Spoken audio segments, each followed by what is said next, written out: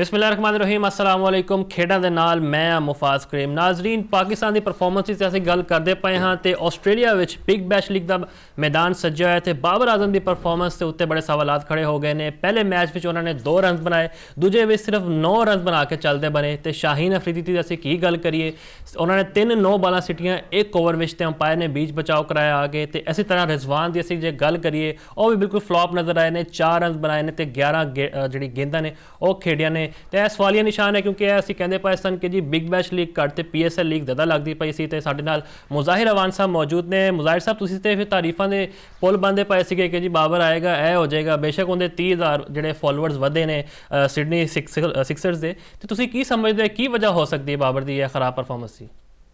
जी जी, मुफाज भाई बिल्कुल सही कह रहे हो। मैं ते बड़ा खुश सी कि बाबर आजम बिग बैश के अंदर अच्छा परफॉर्म करेंगे, लेकिन ए 2 परफॉर्मेंस के अंदर जो उन्होंने परफॉर्म किया है बिल्कुल ही आवाम ਨੂੰ ਵੀ डिसअपॉइंट ਕੀਤਾ, ਆਪਣੇ ਫੈਨਸ ਨੂੰ ਵੀ डिसअपॉइंट ਕੀਤਾ।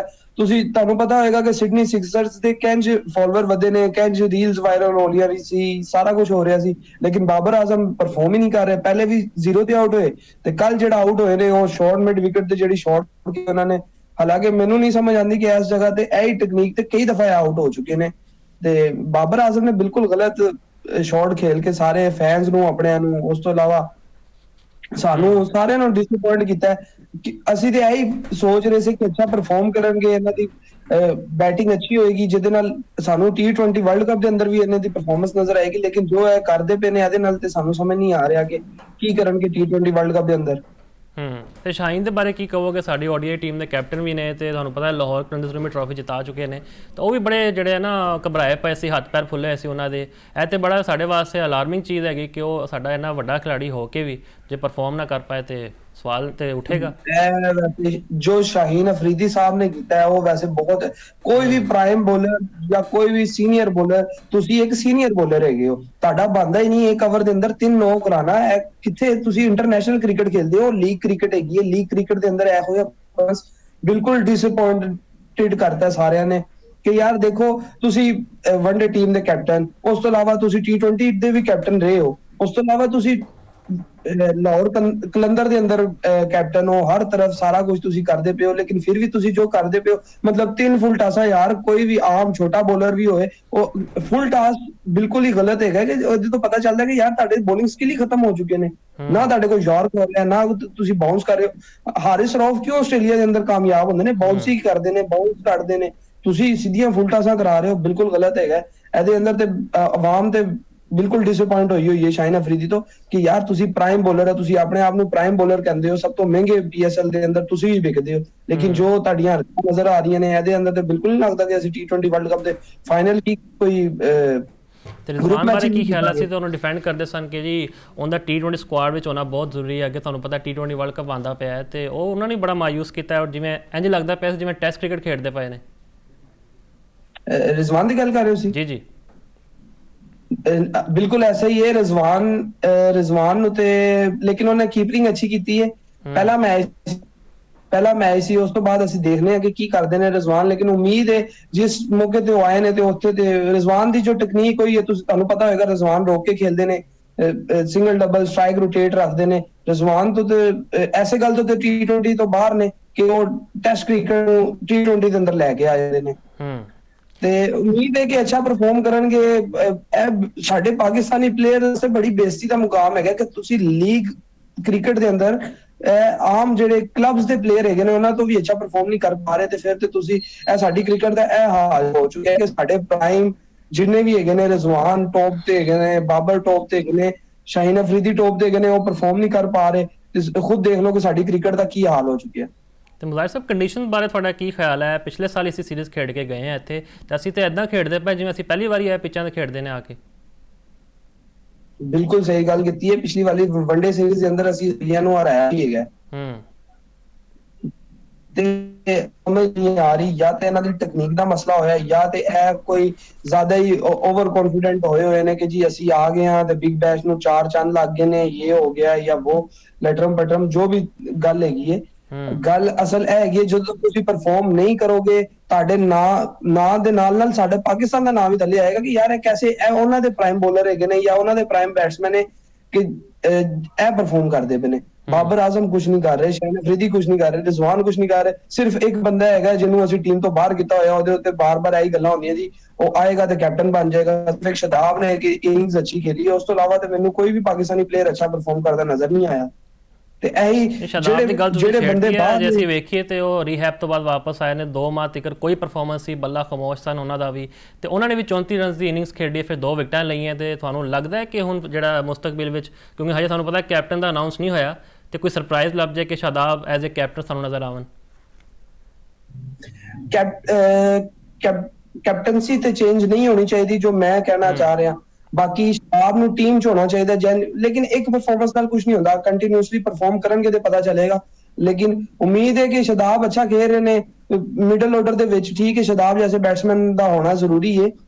ਅੱਛਾ ਉਹਨੇ ਪਰਫਾਰਮ ਕੀਤਾ, ਜਦੋਂ 34 ਰਨਸ ਦੀ ਇਨਿੰਗ ਖੇਲੀ ਹੈ, ਨਾਲ ਉਹਨਾਂ ਨੇ ਵਿਕਟਸ ਵਗੈਰਾ ਲਿੱਤੀਆਂ ਨੇ, ਫੀਲਡਿੰਗ ਵਗੈਰਾ, ਇਹਦੇ ਤੋਂ ਪਤਾ ਚੱਲ ਰਿਹਾ ਕਿ ਉਹ ਟੀਮ ਦੇ ਅੰਦਰ ਵਾਪਸ ਆ ਸਕਦੇ ਨੇ।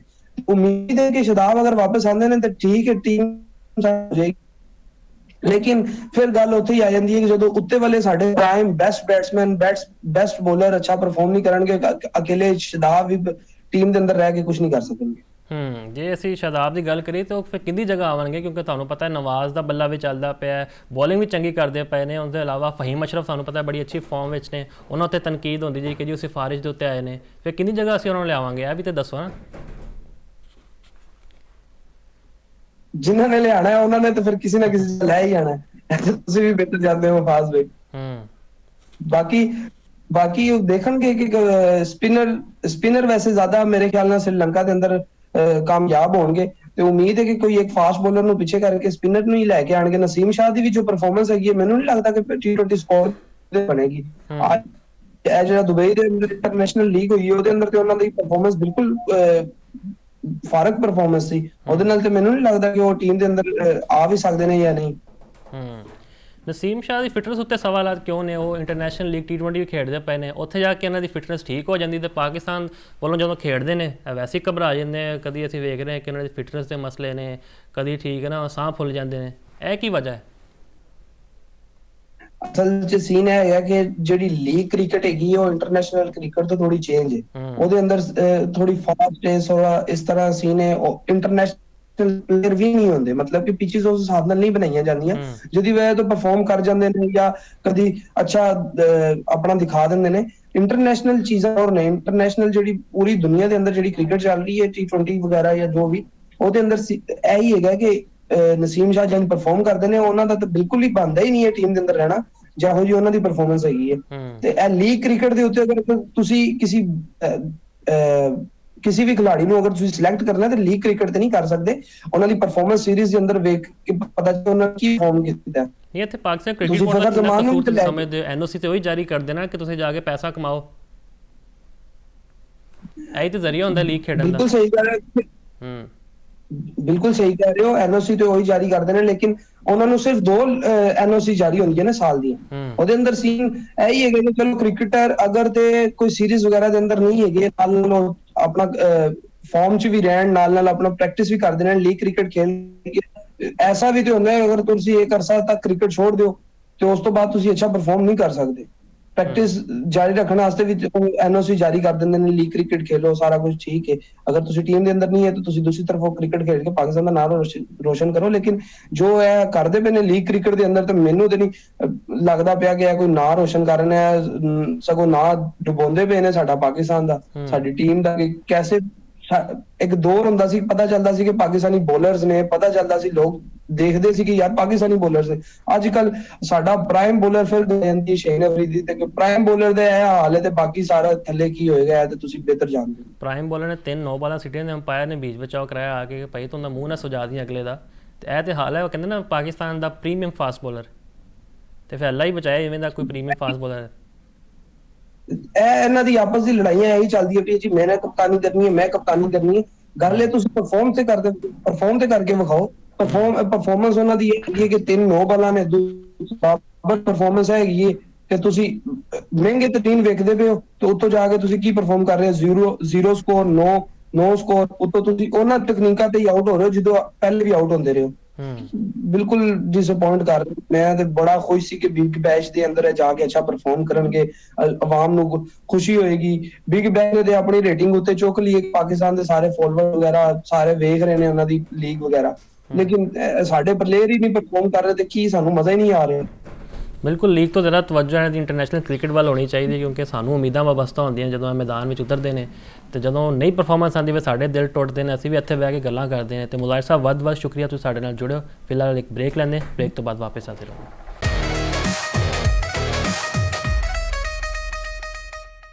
ਬ੍ਰੇਕ ਤੋਂ ਬਾਅਦ ਖੁਸ਼ ਆਮਦੀਦ। ਏਸ਼ੀਅਸ ਟੈਸਟ ਦੀ ਅਸੀਂ ਗੱਲ ਕਰਦੇ ਪਏ। ਤੀਜੇ ਟੈਸਟ ਦਾ ਦੂਜਾ ਦਿਨ ਆਸਟ੍ਰੇਲੀਆ ਦੀ ਪੂਰੀ ਟੀਮ 371 ਰਨ ਬਣਾ ਕੇ ਆਊਟ ਹੋ ਗਈ, ਤੇ ਇੰਗਲਿਸ਼ ਟੀਮ ਦੀ ਤੇ ਵਾਵਾ ਬੱਲੇ ਬੱਲੇ ਹੋਈ ਪਈ ਹੈ। 226 ਰਨ ਦੇ ਉੱਤੇ 8 ਆਊਟ ਨੇ। ਤੇ ਯਾਸਿਰ ਸਾਹਿਬ ਸਾਡੇ ਨਾਲ ਮੌਜੂਦ ਨੇ। ਯਾਸਿਰ ਸਾਹਿਬ, ਤੁਹਾਡੀ ਗੱਲ ਤੇ ਮੈਨੂੰ ਸਹੀ ਜਿਹੜੀ ਨਾ ਸਹੀ ਸਾਬਿਤ ਹੋ ਰਹੀ ਹੈ। ਮੈਂ ਤੇ ਹੱਸਿਆ ਸੀਗਾ ਜਦੋਂ ਤੁਸੀਂ ਆਖਿਆ ਸੀ ਕਿ ਜੀ ਹੁਣ 5-0 ਹੋਏਗਾ, ਤੇ ਇੰਨੀ ਭੈੜੀ ਉਮੀਦ ਵੀ ਨਹੀਂ ਸੀਗੀ ਕਿ ਇਸ ਤਰ੍ਹਾਂ ਹਾਰੇਗੀ ਇੰਗਲਿਸ਼ ਟੀਮ। ਇਹ ਤੇ ਬ੍ਰੈਂਡਨ ਮੁਕੈਲਨ ਸਮਝਦਾ ਕਿ ਅਸਤੀਫਾ ਦੇਣਾ ਚਾਹੀਦਾ ਜਿਹੜੇ ਉਹਨਾਂ ਦੇ ਕੋਚ ਨੇ। ਉਹ ਅਸਤੀਫਾ ਤਾਂ ਤਕਰੀਬਨ ਆ ਚੁੱਕਿਆ ਹੈ ਅਖਲਾਕੀ ਤੌਰ ਦੇ ਉੱਤੇ। ਅਗਰ ਤੁਸੀਂ ਗੱਲ ਕਰੋ ਅੱਜ ਦਾ ਜਿਹੜਾ ਰਨ ਰੇਟ ਹੈ, ਅਗਰ ਤੁਸੀਂ ਇੰਗਲਿਸ਼ ਟੀਮ ਦਾ ਦੇਖੋ, 68 ਓਵਰ ਖੇਡੇ ਨੇ ਤੇ 213 ਸਕੋਰ, 8 ਖਿਡਾਰੀ ਆਊਟ, 3 ਸਕੋਰ ਪਰ ਓਵਰ ਚੱਲ ਰਹੇ ਨੇ। ਜਿਹੜਾ ਬੇਸਬਾਲ ਦੀ ਕ੍ਰਿਕਟ ਇਹਨਾਂ ਨੇ ਸ਼ੁਰੂ ਕੀਤੀ ਸੀ, ਸਟਾਰਟ ਕੀਤੀ ਸੀ ਕਿ ਅਸੀਂ ਬਹੁਤ ਜ਼ਿਆਦਾ ਤੇਜ਼ ਖੇਲਾਂਗੇ, ਚੌਕੇ ਛੱਕੇ ਮਾਰਾਂਗੇ, 800 ਸਕੋਰ ਮਾਰਾਂਗੇ, 500 ਸਕੋਰ ਮਾਰਾਂਗੇ, ਦਿਨ ਦੇ ਵਿੱਚ 400 ਸਕੋਰ ਮਾਰਾਂਗੇ। ਤੇ ਇਸ ਤਰ੍ਹਾਂ ਦੀਆਂ ਜਿਹੜੀਆਂ ਚੀਜ਼ਾਂ ਸੀ ਨਾ, ਉਹ ਇਸੇ ਸੀਰੀਜ਼ ਦੇ ਵਿੱਚ ਜਿਹੜੀਆਂ ਨਾ ਰੋਲ ਬੈਕ ਹੋ ਚੁੱਕੀਆਂ ਨੇ। ਅੱਜ ਤੁਸੀਂ ਬੈਨ ਸਟੋਕਸ ਦੀ ਬਾਰੇ ਦੇਖੋ, 150 ਬਾਲਾਂ ਖੇਡ ਲੀਆਂ ਨੇ, 45 ਸਕੋਰ ਕੀਤਾ ਹੈ। ਅਕੋਰਡਿੰਗ ਟੂ ਸਿਚੁਏਸ਼ਨ ਹੀ ਖੇਡੇ ਨੇ। ਪਿਛਲੇ ਮੈਚ ਵੀ ਬਹੁਤ ਅੱਛੀ 50 ਸਕੋਰ ਕੀਤੀ ਸੀ। ਇਸ ਮੁਕਾਬਲੇ 'ਚ ਵੀ ਪ੍ਰੋਪਰ ਇੱਕ ਬੱਲੇਬਾਜ਼ ਲੱਗਦਾ ਹੈ ਕਿ ਜਿਹੜਾ ਟੈਸਟ ਕ੍ਰਿਕਟ ਖੇਡਣ ਆਇਆ ਹੈ, ਜਿਹਨੂੰ ਡਿਫੈਂਸ ਕਰਨਾ ਆਉਂਦਾ ਹੈ, ਜਿਹਨੂੰ ਸਿੰਗਲ ਕਰਨਾ ਆਉਂਦਾ ਹੈ, ਜਿਹੜਾ ਲੰਬਾ ਖੇਡ ਸਕਦਾ ਹੈ, ਜਿਹਦੇ 'ਚ ਰੈਜ਼ਿਲੀਅੰਸ ਹੈ, ਜਿਹਦੇ 'ਚ ਟੈਕਨੀਕ ਹੈ, ਸਟੈਮਿਨਾ ਹੈ। ਤੇ ਬਾਕੀ ਜਿਹੜੇ ਇੰਗਲਿਸ਼ ਬੱਲੇਬਾਜ਼ ਹੈ ਇਸ ਇਨਿੰਗਸ ਦੇ ਵਿੱਚ ਖਾਸ ਕਰਕੇ ਜਿਹੜਾ ਨਾ ਤੁਸੀਂ ਦੇਖੋ ਡਿਫੈਂਸ ਕਰਦੇ ਆਊਟ ਹੋਏ ਨੇ ਜ਼ਿਆਦਾਤਰ ਬੱਲੇਬਾਜ਼। ਮਤਲਬ ਇਹ ਜਿਹੜਾ ਬ੍ਰੈਂਡਨ ਮੈਕੂਲਮ ਦਾ ਸਟਾਈਲ ਸੀ ਉਹ ਵਾਪਸ ਹੋ ਚੁੱਕਿਆ। ਔਰ ਐਡੀਲੇਡ ਦੀ ਪਿੱਚ, ਮੈਂ ਤੁਹਾਨੂੰ ਕੱਲ ਵੀ ਕਿਹਾ ਸੀ ਕਿ ਇਹੀ ਉਹ ਪਿੱਚ ਹੈ ਜਿੱਥੇ ਇੰਗਲੈਂਡ ਦੇ ਬੱਲੇਬਾਜ਼ ਖੁੱਲ ਕੇ ਖੇਡ ਸਕਦੇ ਨੇ, ਕਿਉਂਕਿ ਇਹ ਬੈਟਿੰਗ ਸਰਫਸ ਲੱਗ ਰਿਹਾ ਹੈ। ਇਹ ਜ਼ਿਆਦਾ ਮੂਵਮੈਂਟ ਨਹੀਂ ਸੀ, ਲੇਕਿਨ ਜਿਸ ਤਰ੍ਹਾਂ ਪੈਟ ਕਮਿੰਸ ਵਾਪਸ ਆਇਆ, ਮੁਫਾਜ਼ ਸਾਹਿਬ ਤਾਰੀਫ ਕਰਨੀ ਹੋਏਗੀ ਕਿ ਮੁਕੰਮਲ ਤੌਰ ਦੇ ਉੱਤੇ ਫਿਟ ਕਰਕੇ ਉਹਨੂੰ ਜਿਹੜਾ ਨਾ ਟੀਮ ਦੇ ਵਿੱਚ ਲਿਆਇਆ ਗਿਆ। ਜਲਦੀ ਉਹਨੂੰ ਨਹੀਂ ਕੀਤੀ ਗਈ, ਜਿਸ ਤਰ੍ਹਾਂ ਅਸੀਂ ਬਹੁਤ ਸਾਰੇ ਪਲੇਅਰਾਂ ਨੂੰ ਜਲਦੀ ਟੀਮ ਦੇ ਵਿੱਚ ਇਨ ਕਰ ਦਿੰਦੇ, ਜਿਸ ਤਰ੍ਹਾਂ ਸ਼ਾਹੀਨ ਸ਼ਾਹ ਅਫਰੀਦੀ ਲਾਸਟ T20 ਮੁਕਾਬਲਾ ਬਿਗ ਬੈਸ਼ ਦਾ ਖੇਡ ਰਹੀ ਸੀ, ਲੱਗ ਰਿਹਾ ਸੀ ਮੁਕੰਮਲ ਤੌਰ ਤੇ ਉਹ ਫਿਟ ਨਹੀਂ ਹੈ। ਤੇ ਨਾ ਸਿਰਫ ਪੈਟ ਕਮਿੰਸ ਦੀ ਬੋਲਿੰਗ, ਕਪਤਾਨੀ, ਔਰ ਫਿਰ ਜਿਸ ਤਰ੍ਹਾਂ ਕੱਲ ਬੈਟਿੰਗ ਕੀਤੀ ਉਸਮਾਨ ਖਵਾਜਾ ਨੇ ਐਲੈਕਸ ਕੈਰੀ ਦੇ ਨਾਲ ਮਿਲ ਕੇ, ਜਿਹੜੇ ਉਹਨਾਂ ਦਾ ਟੈਸਟ ਕਰੀਅਰ ਹੀ ਖਤਮ ਹੋ ਚੁੱਕਿਆ ਸੀ, ਤਕਰੀਬਨ ਖਤਮ ਹੋ ਚੁੱਕਿਆ ਸੀ, ਉਹਨਾਂ ਨੂੰ ਇੱਕ ਨਵੀਂ ਜ਼ਿੰਦਗੀ ਮਿਲੀ। ਔਰ ਨਵੀਂ ਜ਼ਿੰਦਗੀ ਮਿਲਣ ਤੋਂ ਬਾਅਦ ਉਹਨਾਂ ਨੇ ਜਿਸ ਤਰ੍ਹਾਂ ਟੀਮ ਨੂੰ ਸੰਭਾਲਿਆ ਔਰ ਮੁਸ਼ਕਿਲ ਸਿਚੁਏਸ਼ਨ ਚੋਂ ਬਾਹਰ ਕੱਢਿਆ, ਉਹ ਜਿਹੜੀ 100 ਰਨ ਦੇ ਕਰੀਬ ਜਿਹੜੀ ਪਾਰਟਨਰਸ਼ਿਪ ਸੀ, 90 ਤੇ 4 ਖਿਡਾਰੀ ਆਊਟ, ਉਸ ਤੋਂ ਬਾਅਦ ਉਹ ਟੀਮ ਨੂੰ ਉਸ ਸਿਚੁਏਸ਼ਨ ਚੋਂ ਕੱਢ ਕੇ ਇੱਕ ਸਟਰੈਂਥ ਦੀ ਪੋਜੀਸ਼ਨ 'ਚ ਲਿਆਏ। ਇਹੀ ਆਸਟ੍ਰੇਲੀਆ ਦੀ ਮੁਫਾਸਬ ਖਾਸੀਅਤ ਹੈ ਕਿ ਹਰ ਸਿਚੁਏਸ਼ਨ ਦੇ ਵਿੱਚ ਕਿਸ ਤਰ੍ਹਾਂ ਰਿਸਪੌਂਡ ਕਰਨਾ ਹੈ, ਕੀ ਜਵਾਬ ਦੇਣਾ ਹੈ, ਕਿਹੜੀ ਆਪੋਜੀਸ਼ਨ ਨੂੰ ਕਿਸ ਤਰ੍ਹਾਂ ਹਿਲਾਣਾ ਹੈ। ਉਹਨਾਂ ਦਾ ਜਿਹੜਾ ਨੈਟ ਰਨ ਰੇਟ ਆਸਟ੍ਰੇਲੀਆ ਦਾ ਉਹ ਤੁਸੀਂ ਦੇਖੋ, 90 ਓਵਰਾਂ ਦੇ ਵਿੱਚ ਉਹਨਾਂ ਨੇ 371 ਕੀਤਾ ਹੈ, ਉਹ ਅਬਵ 4 ਹੈ। ਮਤਲਬ ਉਹਨਾਂ ਨੇ ਇਹਨਾਂ ਨੂੰ ਤੇਜ਼ ਖੇਡ ਕੇ ਮਾਰਿਆ। ਤੇ ਇੰਗਲਿਸ਼ ਟੀਮ ਦੀ ਗੱਲ ਕਰੀਏ, ਹੈਰੀ ਬਰੋਕ ਤੇ ਬੈਨ ਸਟੋਕਸ ਦੇ ਇਲਾਵਾ ਸਾਰੇ ਸਾਨੂੰ ਜਿਹੜਾ ਡਾਊਨ ਨਜ਼ਰ ਆਏ ਨੇ। ਦੋਵਾਂ ਨੇ 45 ਰਨ ਦੀ ਇਨਿੰਗਸ ਖੇਡੀ ਹੈ। ਤੇ ਹੋਰ ਵੀ ਕੋਈ ਇਹਨਾਂ ਦਾ ਖਿਡਾਰੀ ਖੇਡਣ ਆਇਆ ਜਾਂ ਸਿਰਫ ਇੱਥੇ ਇੰਜੋਏ ਕਰਨ ਟੂਰ ਤੇ ਆਇਆ? ਹਾਂਜੀ ਮੁਫਾਸਬ ਬਿਲਕੁਲ ਸਹੀ ਕਹਿ ਰਹੇ ਹੋ। ਜਿੰਨੀ ਠੰਡ ਇਸ ਟਾਈਮ ਇਹਨਾਂ ਦੇ ਘਰ ਚੱਲ ਰਹੀ ਹੈ ਇੰਗਲੈਂਡ ਦੇ ਵਿੱਚ, ਬਹੁਤ ਜ਼ਿਆਦਾ ਸਰਦੀ ਹੈ, ਔਰ ਇਸ ਟਾਈਮ ਆਸਟ੍ਰੇਲੀਆ ਦੇ ਵਿੱਚ ਟੋਟਲੀ ਆਪੋਜ਼ਿਟ ਹੈ, ਮਤਲਬ ਸਮਰ ਹੈ। ਤੇ ਇਹਨਾਂ ਨੂੰ ਗਰਮੀ ਵੈਸੇ ਵੀ ਅੱਛੀ ਲੱਗਦੀ ਹੈ, ਪਸੰਦ ਹੈ। ਤੇ ਉਹ ਲੱਗ ਇੰਝ ਹੀ ਰਿਹਾ ਜਿਸ ਤਰ੍ਹਾਂ ਵੋਕੇਸ਼ਨ ਦੇ ਉੱਤੇ ਆਏ ਨੇ ਤੇ ਤਿਆਰੀ ਕੋਈ ਜ਼ਿਆਦਾ ਹੈ ਨਹੀਂ। ਇਹਦੇ ਉੱਤੇ ਸਾਬਿਕ ਇੰਗਲਿਸ਼ ਜਿਹੜੇ ਵਿਕਟਰਸ ਨੇ, ਮਾਈਕਲ ਵੌਨ ਹੋਣ, ਨਾਸਿਰ ਹੁਸੈਨ ਹੋਣ, ਉਹਨਾਂ ਨੇ ਵੀ ਜਿਹੜੇ ਇਹਨਾਂ ਖੁੱਲ ਕੇ ਤਨਕੀਦ ਕੀਤੀ। ਇਹਨਾਂ ਦੇ ਬੱਲੇਬਾਜ਼ ਹੋਣ ਜਾਂ ਬੋਲਰ ਹੋਣ, ਜੋਫਰਾ ਆਰਚਰ ਨੇ 5 ਖਿਡਾਰੀ ਆਊਟ ਕੀਤੇ, ਬਿਲਾਖਰ ਇੱਕ ਅੱਛਾ ਮਤਲਬ ਕਿ ਸਪੈਲ ਉਹਨਾਂ ਨੇ ਲਾਇਆ। ਉਹਨਾਂ ਨੇ ਦੇਖੋ ਬੈਟਿੰਗ ਦੇ ਵਿੱਚ ਵੀ 30 ਸਕੋਰ ਕੀਤੇ, 168 ਦੇ ਉੱਤੇ 8 ਖਿਡਾਰੀ ਆਊਟ ਹੋ ਗਏ ਸੀ। ਅਗਰ ਉਹ ਬੈਨ ਸਟੋਕਸ ਦੇ ਨਾਲ 46-47 ਰਨ ਨਾ ਜੋੜਦੇ, ਅਜੇ ਕਿ ਉਹ ਨਾਟ ਆਊਟ ਨੇ 30 ਸਕੋਰ ਦਿੱਤੇ, ਤੇ ਬਹੁਤ ਜ਼ਿਆਦਾ ਬੁਰਾ ਲੱਗ ਰਿਹਾ ਹੁੰਦਾ ਇਸ ਟਾਈਮ ਸਕੋਰ। ਅਜੇ ਵੀ 150 ਤੋਂ ਉੱਤੇ ਦੀ ਲੀਡ ਆਸਟ੍ਰੇਲੀਆ ਨੇ ਰੱਖੀ ਹੋਈ ਹੈ।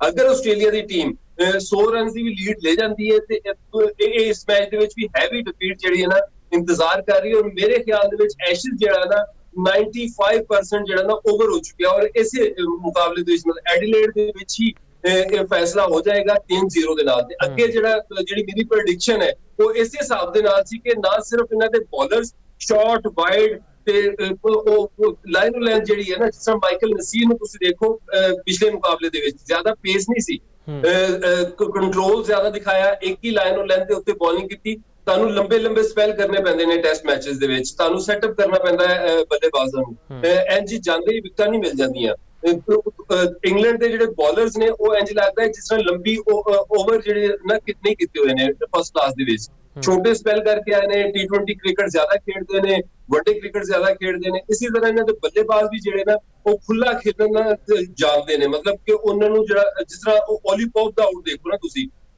ਨੈਥਨ ਲਾਇਨ ਨੇ ਜਿਹੜਾ ਬਾਲ ਕੀਤਾ ਉਸ ਬਾਲ ਨੂੰ ਬੜੇ ਸਕੂਨ ਦੇ ਨਾਲ ਡਿਫੈਂਸ ਕੀਤਾ ਜਾ ਸਕਦਾ ਹੈ। ਇੱਕ ਤਾਂ ਅੱਗੇ ਆਉਂਦੇ ਨੇ, ਫਿਰ ਹਾਰਡ ਹੈਂਡ ਦੇ ਨਾਲ ਜਿਹੜਾ ਨਾ ਪੁਸ਼ ਕਰਦੇ ਨੇ, ਤੇ ਇਹ ਜਿਹੜੀਆਂ ਗਲਤੀਆਂ ਮਤਲਬ ਇੰਤਜ਼ਾਰ ਕਰਨਾ ਚਾਹੀਦਾ। ਆਸਟ੍ਰੇਲੀਆ ਵਰਗੀ ਕੰਡੀਸ਼ਨ ਜਿੱਥੇ ਕਿ ਪੇਸ, ਬਾਉਂਸ ਤੇ ਬਹੁਤ ਸਪੀਡ ਦੇ ਨਾਲ ਆਉਂਦੀ, ਤੇ ਇੱਥੇ ਬੈਕਫੁੱਟ ਦੇ ਜਿਹੜੇ ਪਲੇਅਰ ਨੇ ਉਹ ਜ਼ਿਆਦਾ ਕਾਮਯਾਬ ਹੁੰਦੇ ਨੇ। ਜੇ ਅਸੀਂ ਮਿਚਲ ਸਟਾਰਕ ਦੀ ਗੱਲ ਕਰੀਏ ਤੇ ਅੱਜ ਤੇ ਉਹ ਕੋਈ ਚੰਗੀ ਬੋਲਿੰਗ ਨਹੀਂ ਕਰ ਸਕੇ ਤੇ ਬੋਲ ਲੈਂਡ ਦੀ ਤਾਰੀਫ ਬਣਦੀ ਹੈ, 3 ਵਿਕਟਾਂ ਵੀ ਲਈਆਂ ਨੇ। ਤੇ ਤੁਸੀਂ ਸਮਝਦੇ ਹੋ ਸਟਾਰਕ ਥੱਕ ਚੁੱਕਿਆ ਦੋਵਾਂ ਮੈਚਾਂ 'ਚ, ਜਿਹੜਾ ਨਾ ਚੰਗਾ ਪਰਫਾਰਮੈਂਸ ਉਹਦੇ ਸਾਹਮਣੇ ਆਇਆ ਕਿ ਵਿਕਟਾਂ ਲੈ ਰਿਹਾ ਹੈ, ਠੀਕ ਹੈ, ਕਿੱਦਾਂ ਵੇਖਦੇ ਸਟਾਰਕ ਦੇਖੋ 18 ਦੇ ਕਰੀਬ ਜਿਹੜਾ ਨਾ ਸੀਰੀਜ਼ ਦੇ ਵਿੱਚ ਵਿਕਟਾਂ ਲਈਆਂ, ਤੇ ਪੈਟ ਕਮਿੰਸ ਤੇ ਜੋਸ਼ ਹੈਜ਼ਲਵੁੱਡ ਦੇ ਨਾ ਹੋਣ ਦੇ ਬਾਅਦ ਉਹਨਾਂ ਦੀ ਕਮੀ ਮਹਿਸੂਸ ਨਹੀਂ ਹੋਣ ਦਿੱਤੀ।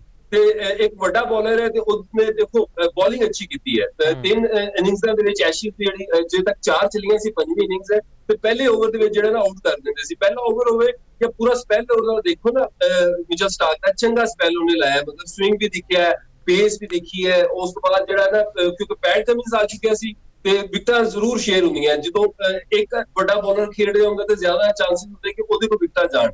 ਤੇ ਜਦੋਂ 2-3 ਅੱਛੇ ਖੇਲ ਰਹੇ ਹੋ, ਜਿਸ ਤਰ੍ਹਾਂ ਬੋਲੈਂਡ ਵੀ ਹੈ, ਉਹਨੇ ਵੀ 2 ਆਊਟ ਕੀਤੇ ਨੇ, ਫਿਰ ਪੈਟ ਕਮਿੰਸ ਨੇ 3 ਆਊਟ ਕੀਤੇ, ਫਿਰ ਨੈਥਨ ਲਾਇਨ ਨੂੰ ਸਪਿਨ ਮਿਲ ਰਿਹਾ, ਗ੍ਰਿਪ ਮਿਲ ਰਿਹਾ, ਉਹਨੇ ਜਿਸ ਤਰ੍ਹਾਂ ਆਊਟ ਕੀਤਾ ਬੈਨ ਡਿਕਟ ਨੂੰ, ਬੜਾ ਖੂਬਸੂਰਤ ਬਾਲ ਸੀ, ਮਤਲਬ ਬਾਲ ਆਫ ਦਾ ਮੈਚ ਕਿਹਾ ਜਾਏਗਾ, ਇਸ ਇਨਿੰਗਸ ਦਾ ਬਾਲ ਕਿਹਾ ਜਾਏਗਾ, ਬਹੁਤ ਹੀ ਖੂਬਸੂਰਤ।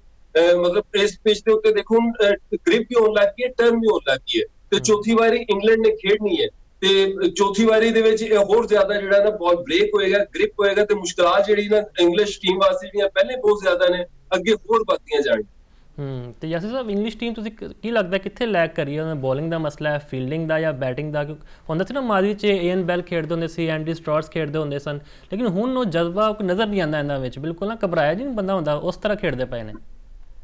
ਦੇਖੋ ਐਂਡਰੂ ਸਟਾਊਸ ਹੋਵੇ ਜਾਂ ਈਨ ਬੈਲ ਹੋਵੇ, ਕੇਵਨ ਪੀਟਰਸਨ ਹੋਣ, ਜਿਹੜੀ ਆਖਰੀ ਟੀਮ ਜਿੱਤੀ ਸੀ ਐਂਡਰੂ ਸਟਾਊਸ ਦੀ ਕਪਤਾਨੀ 'ਚ ਜਿੱਤੀ ਸੀ 2011 'ਚ, ਉਸ ਟੀਮ ਦੇ ਵਿੱਚ ਕੌਲਿਨ ਵੁੱਡ ਵੀ ਸੀ, ਉਹਦੇ ਵਿੱਚ ਐਲੈਸਟਰ ਕੁਕ ਵੀ ਸੀ, ਮਤਲਬ ਕਿ ਨਾਮ ਬਹੁਤ ਵੱਡੇ ਨੇ ਜਿਨ੍ਹਾਂ ਨੇ 10-10 ਹਜ਼ਾਰ ਰਨ ਸਕੋਰ ਕੀਤੇ ਨੇ, ਔਰ proper first class test cricket, ਲੰਬੀਆਂ ਬਾਰੀਆਂ। ਮੈਂ ਪਹਿਲਾਂ ਵੀ ਇਹੀ ਕਹਿੰਦਾ ਕਿ ਜਿਹੜੇ ਲੰਬਾ ਖੇਡਣਾ ਚਾਹੁੰਦੇ ਹੋ, ਬੈਨ ਸਟੋਕਸ ਵੀ ਦੇਖੋ ਲੰਬਾ ਖੇਡਣਾ ਜਾਂਦਾ ਹੈ, ਇਸੇ ਤੋਂ ਸਰਵਾਈਵ ਕਰ ਰਿਹਾ। ਇਸੇ ਤਰ੍ਹਾਂ ਜਿਹੜੀ ਬੋਲਿੰਗ ਹੈ, ਜਿਸ ਤਰ੍ਹਾਂ ਸਟੁਅਰਟ ਬ੍ਰੌਡ ਹੋਵੇ ਜਾਂ ਜਿਮੀ ਐਂਡਰਸਨ ਹੋ, ਉਹਨਾਂ ਦੀਆਂ ਵਿਕਟਾਂ ਵੀ ਬਹੁਤ ਨੇ ਤੇ ਬੋਲਿੰਗ ਵੀ ਬਹੁਤ ਹੈ। ਜਿੰਨੀ ਜ਼ਿਆਦਾ ਤੁਸੀਂ ਬੋਲਿੰਗ ਕਰਦੇ ਹੋ, ਫਿਟਨੈਸ ਆਪਣੇ ਕੋਲ ਰੱਖਦੇ ਹੋ ਟੈਸਟ ਕ੍ਰਿਕਟ ਦੇ ਵਿੱਚ, ਔਰ ਖਾਸ ਕਰ ਆਸਟ੍ਰੇਲੀਆ, ਜਿਸ ਤਰ੍ਹਾਂ ਕਿ ਬੈਨ ਸਟੋਕਸ ਨੇ ਖੁਦ ਕਿਹਾ ਕਿ ਇੱਕ ਮਜ਼ਬੂਤ ਲੋਕਾਂ ਦੀ ਸਰਜ਼ਮੀਨ ਹੈ, ਇੱਥੇ ਜਿਹੜੇ ਕਮਜ਼ੋਰ ਜ਼ਹਿਨ ਦੇ ਲੋਕ ਨੇ, ਕਮਜ਼ੋਰ ਲੋਕ ਨੇ, ਉਹ ਸਰਵਾਈਵ ਨਹੀਂ ਕਰ ਸਕਦੇ।